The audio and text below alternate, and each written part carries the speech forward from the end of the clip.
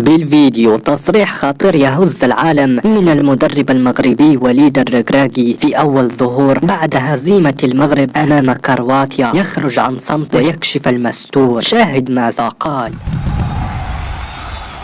أولا، وإذا كنت مسلم يرجى الإعجاب بهذا الفيديو وتعطير فمكم بالصلاة على رسولنا الكريم. انتهت مباراة المغرب وكرواتيا الأخيرة في المونديال قبل قليل، وذلك للمنافسة على المركز الثالث بهزيمة المنتخب المغربي. هذه الهزيمة الثانية بعد مباراة فرنسا التي يسجلها المغرب في بطولة هذا العام. هزت العالم، لكن ما هز العالم أكثر وهو تصريح وليد الركراكي بعد هذه الهزيمة. وقال وليد الركراكي: أنا لم أعد أفهم ما الذي أصبح يحدث معنا مؤخرا. هناك شيء غير طبيعي يحدث معنا. لقد بدأنا جميع مباريات هذا المونديال وكنا طموحين ووصلنا مراتب متقدمة وتغلبنا على أقوى منتخبات العالم، لكن فجأة لا أعرف ما حدث. كل شيء يكون على ما يرام. فجأة نشعر بالإحباط والهزيمة. أنا لا أعرف هل المشكل عين حاسد أم مؤامرة لفقت لنا، لكن يكن ما يكن فثقتنا بالله ستظل كبيرة. ثم انصرف وليد غاضب. وأنتم هل تتفقون مع كلام المدرب المغربي؟ ننتظر آراءكم في التعليقات.